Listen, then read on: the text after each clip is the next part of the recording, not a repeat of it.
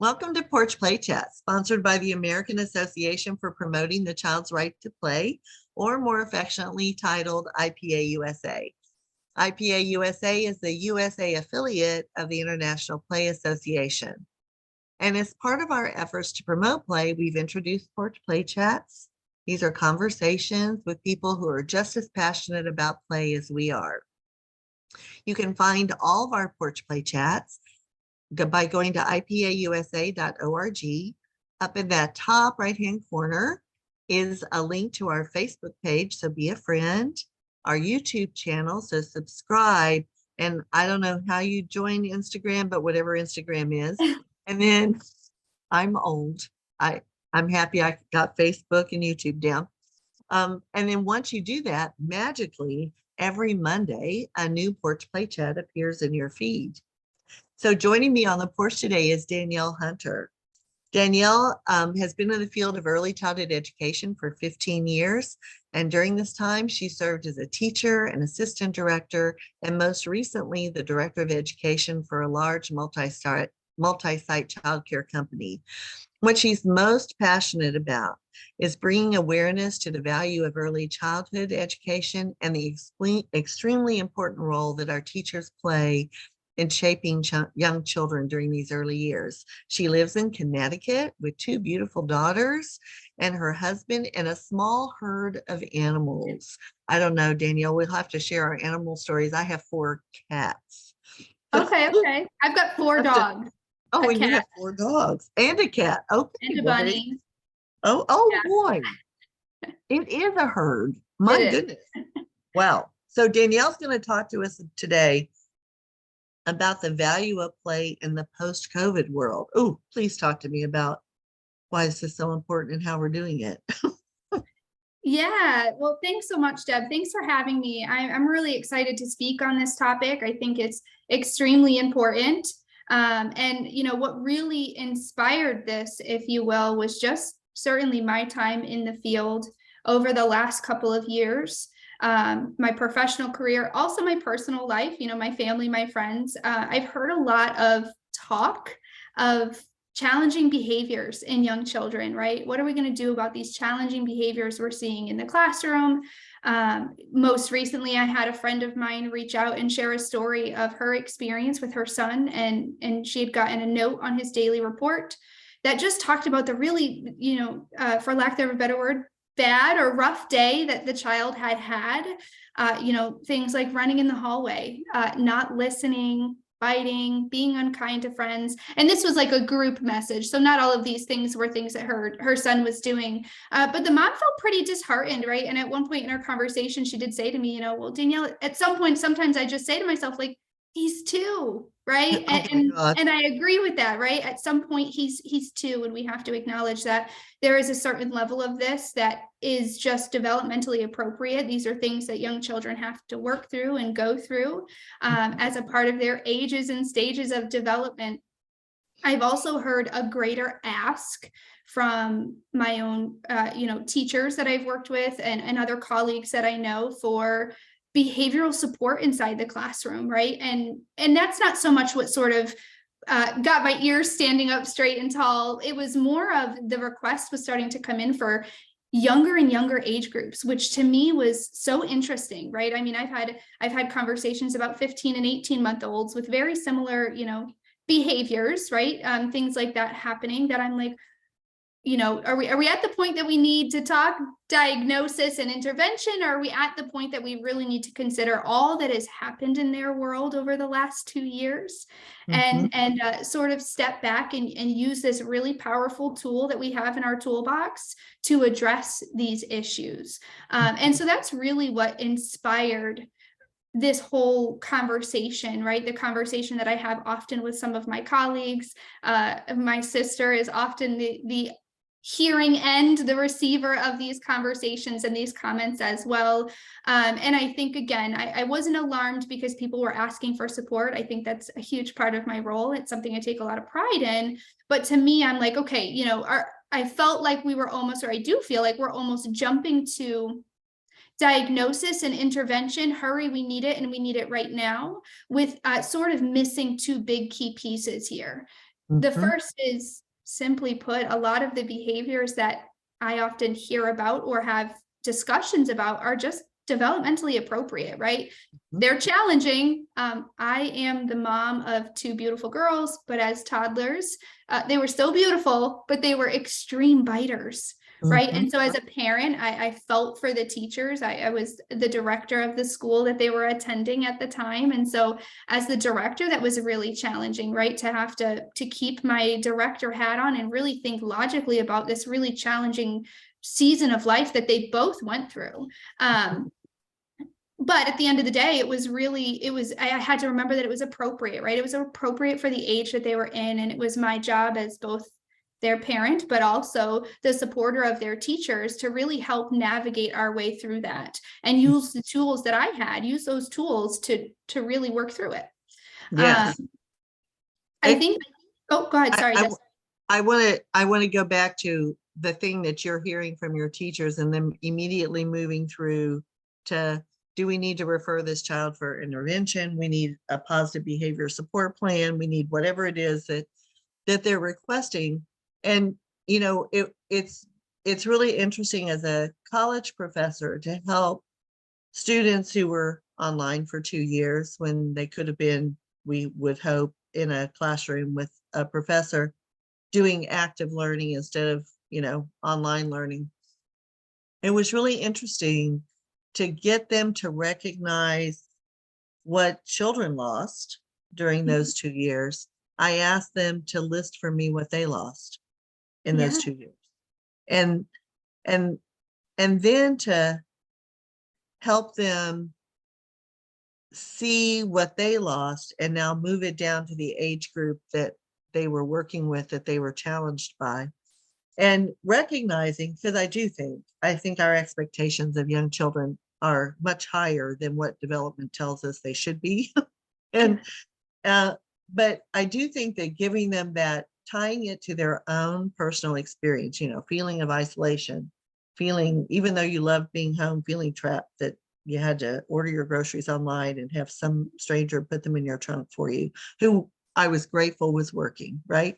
And able to do that, to not being able to be social with your friends and with your family, and um, feeling fearful of, contracting the virus, or having people, who've contracted it, who fall ill and sometimes die. All of that grief and loss, all that isolation impacted their ability to socialize, yeah. but even more so with children who are now in a 2-year-old classroom who may never have been with a group of children ever. Absolutely.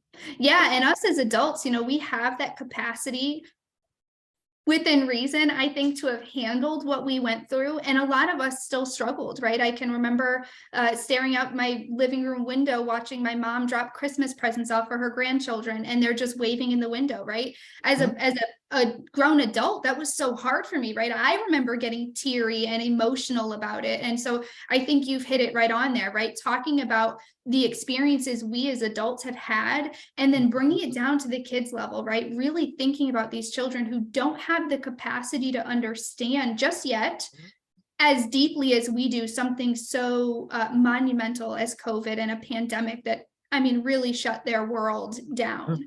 Mhm. And that's really where I kept kind of going back to this, like, we have the capacity to handle how much of an impact COVID has had on all of us, on our world. And I'll speak specifically to the industry of childcare and early childhood, right? We, as grownups, we have the capacity to handle that. But these young children, they're not there yet, right? And all they feel is the stress from the adults around them. They feel that isolation, right? They just went from being in a setting and having all their friends around them and having this routine and this sort of constant structure in their life, to now I don't have it at all for Mhm. an extended period of time, right? I think about the poor children, and I don't want to say poor children, but the children who maybe don't have a sibling, right? Really truly didn't have any other child to interact with, and how much learning and development and opportunity there was there that maybe got missed, right? And I think that we have to come back to, right? We have to come back to, and we have to readdress that. And I think we have to change our expectations to really make sure that we give them that time now that I think we're coming back to a new normal. Yes. And I think the hard part for teachers is they're living it, right? They're still, they still have 8 toddlers or 10 toddlers or whatever your ratios are. And none of them may have any clue about how to work together or be in a room with other people. And it's almost like, all good practice, right? Is if you have 8 toddlers, you need to have 8 balls and they all need to be the same color. And if possible, the exact same ball, right? Because you don't want to have 8 balls in 8 different colors. That's never going to work. So let's just move on from that. And, and to actually put, the strategies that teachers can do is put more of the same materials in the classroom so that children who don't really share, and I mean, I know adults who can't share, who don't understand the concept of turn taking yet, don't have to, right? It's not a constant all throughout the day. Maybe it's once or twice or 3 times during the day, not every 5 minutes, that they don't have to navigate something that they're really not yet developmentally ready to navigate. And so I do think there are things that we can do to support teachers and to support the children.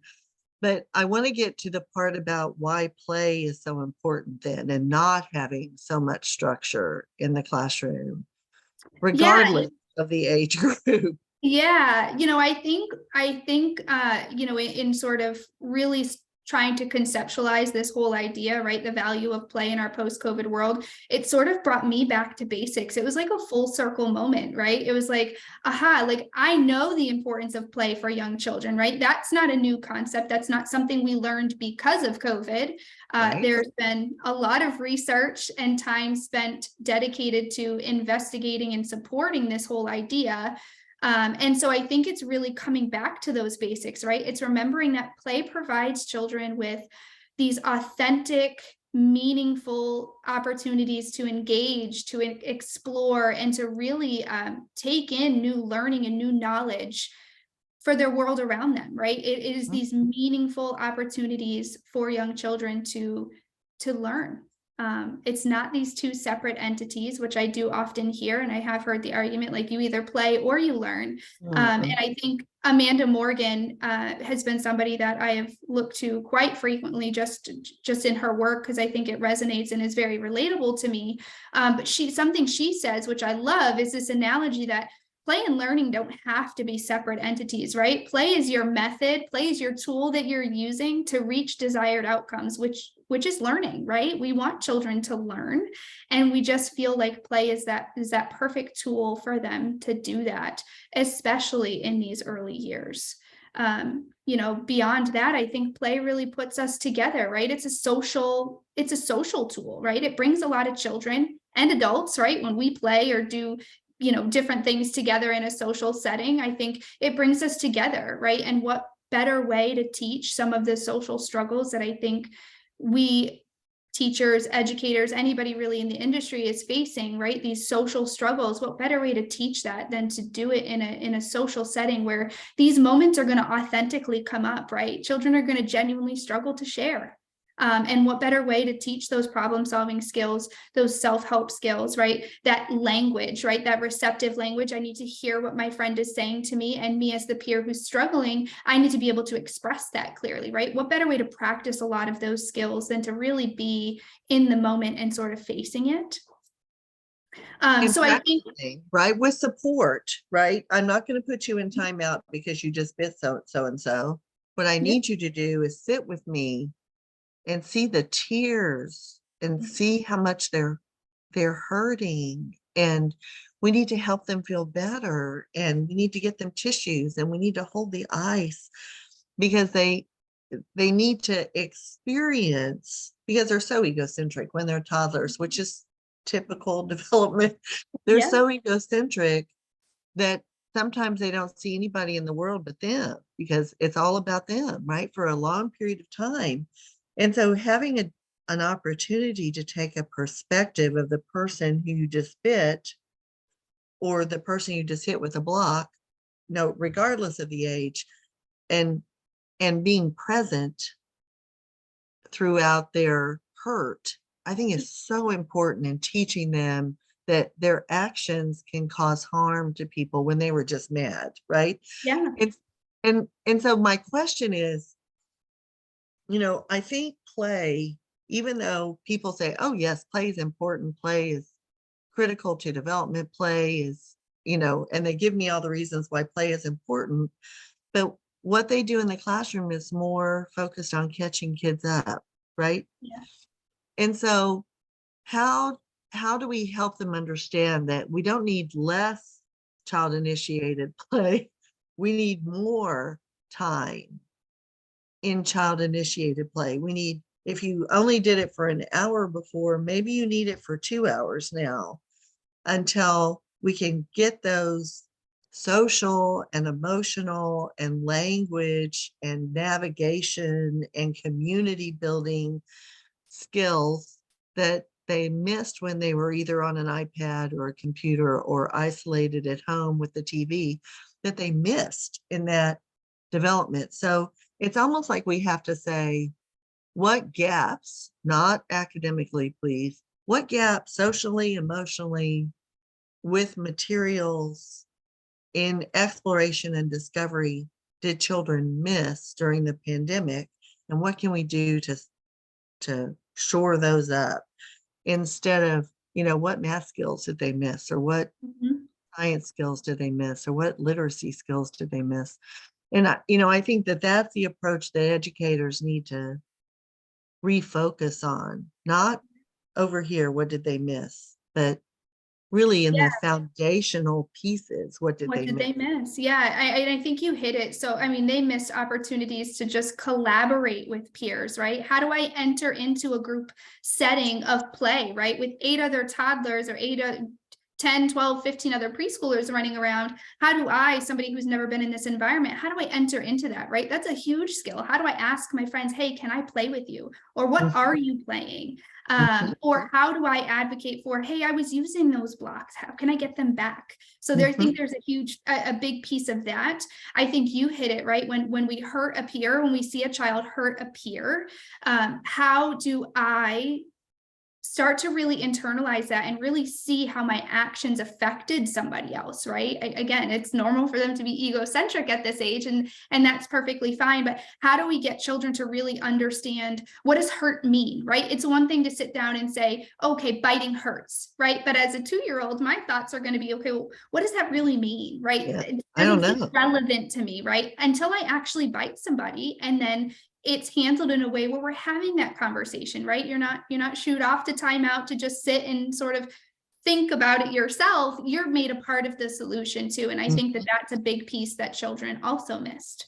And I go back to the use of puppets. It Yeah. was in the documentary, whose name I can't remember, but it was really good, where the teachers took on the role of the 2 children who were in conflict, didn't name the children, but the teachers reenacted the scenario in the classroom, and they were screaming at each other, and they were mad about so and so, you took my doll, I want it back, and blah blah blah blah blah. And they looked at the children after they had reenacted the scenario, and they said, what should we do? And it was the children who were able to give them coping strategies Mhm. and strategies to negotiate their problems. Well, we're not in that place yet, right? That it's almost like we have to use puppets to reenact the situation and then say, how could we do this? And then, of course, there's going to be, well, hit them over the head with a block or whatever it is. And we can say, oh, how could we do it without hurting, right? And so they need to have books read to them and conversations taking place, and then actively doing it in the classroom. What did we learn about how to tell people that we need something? What did we learn about that? And what can you say to get what you need. Those are, I mean, even in a 3-year-old room, when I was teaching 3-year-olds, I did conflict resolution in the beginning of the school year 99 times a day. What Mhm. happened? Yeah. How did it make you feel? What do you think you need to do? Is that a good choice or a bad choice? What else could you try? Yeah. you know, over and over and over and over again in the beginning of a year where there was no COVID. That's just it. Is everything we're talking about is everything we've been doing pre-COVID. And it's almost like I said, this full circle moment to bring us back to basics, because I think, and you had touched on it a little bit ago, right? I think sometimes when we think about what children lost during the pandemic, right? Not being in that typical school setting, I think sometimes we do panic about the academics, right? I am a mom of 2 girls. I will not even try to say that I've never panicked about it, right? You want what's best for your children. But I think something that's really important to remember is those play opportunities are setting that foundation Mhm. for them to be academically ready, right? For them to take on the academic rigor that's going to soon be asked of them in grade school. And so I think it's remembering that, right? It's remembering that, okay, if we're behind in academics, we're certainly lacking somewhere else too. And we've got to make sure that that somewhere else, whether it be their social and emotional development or their health and physical development, or really any other area, we've got to make sure that that is sound before we move on, because that is the foundation, right? And I think, I thought Lisa Murphy would be on with us, but this is something that she always says. And honestly, as a director, it was pivotal in my career, in my ability to support my teachers, in my ability to talk to parents about this, is that play is the foundation for the house of higher learning, right? And in Lisa's analogy, she puts the house of higher learning is all of your academic pieces. And without that foundation that's soundly set, right? We know what happens to buildings without a solid foundation. They risk cracks and crumbling. They're not perhaps as sturdy as they would have been if we took the time to really set that foundation. And I think that's what's really my whole sort of message here is I just want people to understand. Let's use what we know, right? Let's not, that work is done for us. There's been so much research out there on the value of play. Let's use that to our advantage, and let's create these opportunities for children to get back to basics and let them play and let them go through these social challenges, right? Let them talk about these social challenges and really process and problem solve, right? Okay, I wanted my toy back and I hit for it.